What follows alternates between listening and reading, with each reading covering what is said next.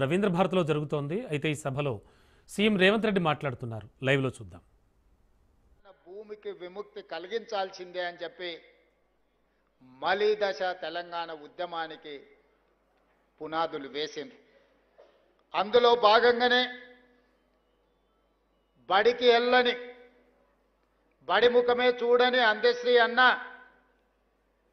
జయ జయ హే తెలంగాణ ముక్కోటి గొంతుకలను ఏకం చేసి ఈ తెలంగాణ ఉద్యమాన్ని ఉవ్వెత్తున నడిపితే ఈ తెలంగాణ రాష్ట్ర కళ నిజమైంది.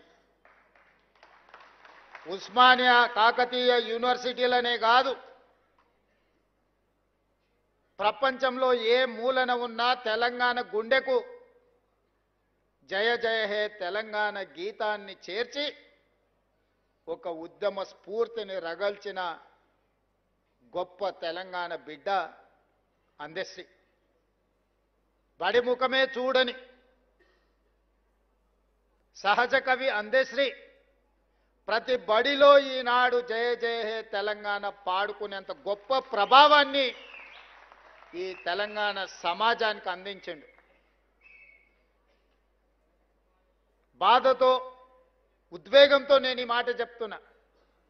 వచ్చిన తెలంగాణ రాష్ట్రంలో స్ఫూర్తిని నింపి తెలంగాణ రాష్ట్రాన్ని సాధించిన జయ జయ హే తెలంగాణకు అధికారిక హోదా లభిస్తుంది అని ఈ వేదిక మీద ఉన్నోళ్లే కాదు, 4 కోట్ల తెలంగాణ ప్రజలు ఆకాంక్షించారు.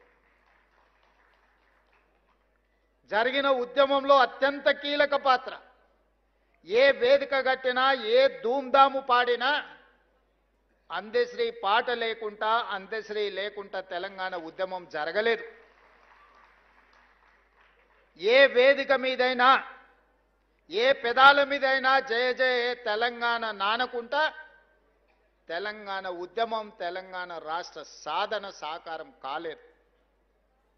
అలాంటి గొప్ప స్ఫూర్తి వచ్చిన తెలంగాణ రాష్ట్రంలో రాష్ట్రీయ గీతంగా తెలంగాణలో వెలుగొందుతుందని 4 కోట్ల ప్రజలు అనుకున్నప్పుడు ఆనాటి పాలకుల నిర్ణయాల వల్ల జయ హే జయ హే తెలంగాణ మూగబోయింది.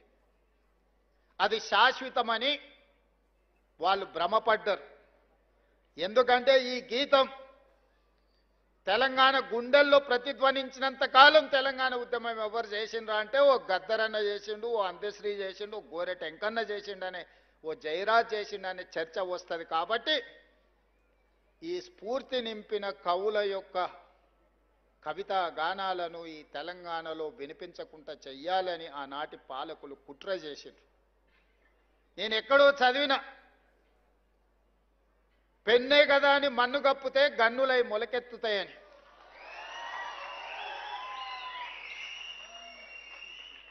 కవి రాసే పెన్నుల మీద మన్ను కప్పితే అవి గన్నులై మొలకెత్తుతాయి, మీ గడీలను కుప్ప కూలుస్తాయన్న నినాదాన్ని, నిజాన్ని చేసిండు అందశ్రీ. 10 సంవత్సరాలు మూగబోయి ఉండొచ్చు మీ ఉద్దేశంలో, కానీ తెలంగాణ ప్రజల గుండెల్లో నిత్యం గానమై జయ జయ హే తెలంగాణ జనాలు పాడుకున్నారు. నేను చేసింది ఏమీ లేదు. తెలంగాణ ప్రజలు పాడుకున్నది, 4 కోట్ల తెలంగాణ ప్రజలు కోరుకున్న జయ జయ హే తెలంగాణను రాష్ట్రీయ గీతంగా ప్రకటించడమే కాకుండా ఈనాడు చదువుకునే ప్రతి బడిలో పాడాలి, చదువులు చెప్పే ప్రతి పుస్తకంలో రాయాలి అని ఈ ప్రభుత్వం ప్రజాప్రభుత్వం కాబట్టి నిర్ణయం తీసుకొని ఈనాడు పాఠ్య పుస్తకాలలో మొదటి అంశంగా జయ జయ హే తెలంగాణను